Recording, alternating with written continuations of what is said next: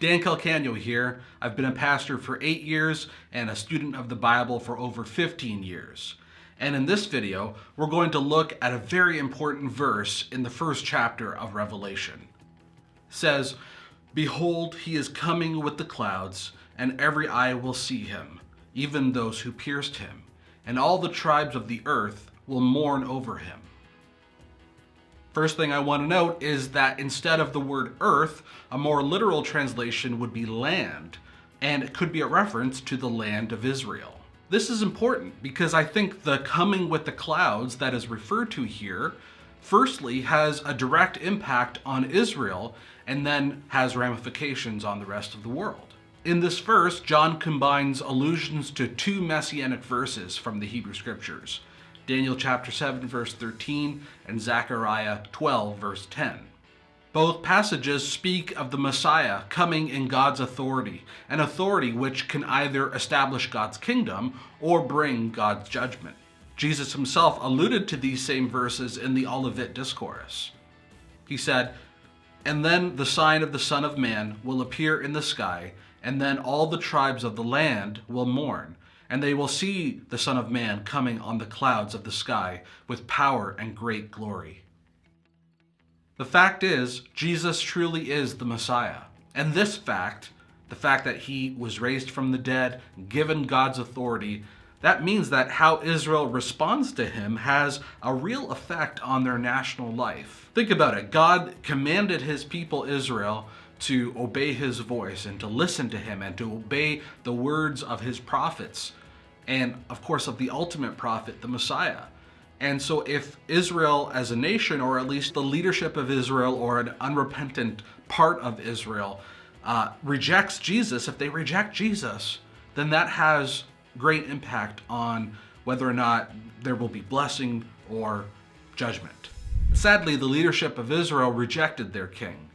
And therefore, instead of the kingdom of God being established, they received God's righteous judgment, that they would bear the consequences of aligning themselves with the kingdom of darkness, with the kingdom of this world. Jesus even said, "O Jerusalem, Jerusalem, the city that kills the prophets and stones God's messengers, how often I have wanted to gather your children together as a hen protects her chicks beneath her wings, but you wouldn't let me.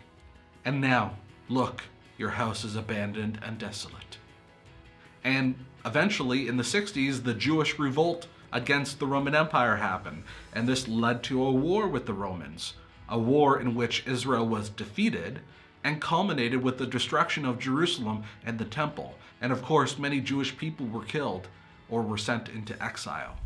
But what does this have to do with Revelation 1:7? Well, look at it again. Perhaps the coming of Jesus referenced here is firstly about Jesus coming in judgment.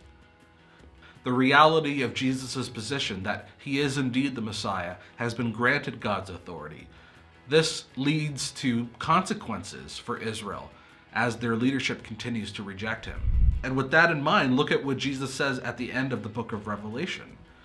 "Behold, I am coming quickly, and my reward is with me, to render to every man according to what he has done." So the kind of coming of Jesus corresponds to what the people do.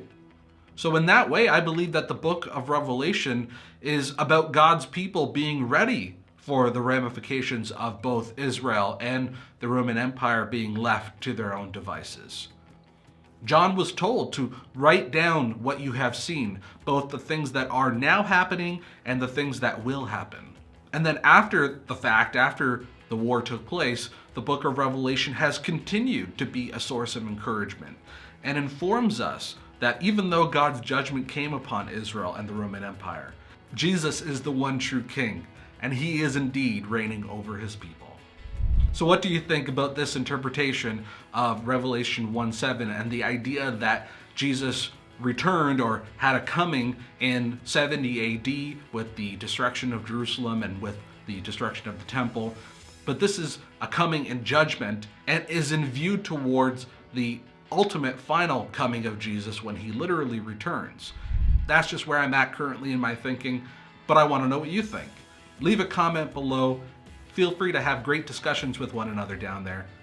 And please like this video by hitting thumbs up. Make sure you're subscribed so that you can know when we upload new videos. And visit messianicniagara.com. There you can find out more about me and the Bible teaching I offer, and you can also donate and support this YouTube channel through the links on the website. Thank you for your support, and thank you for watching.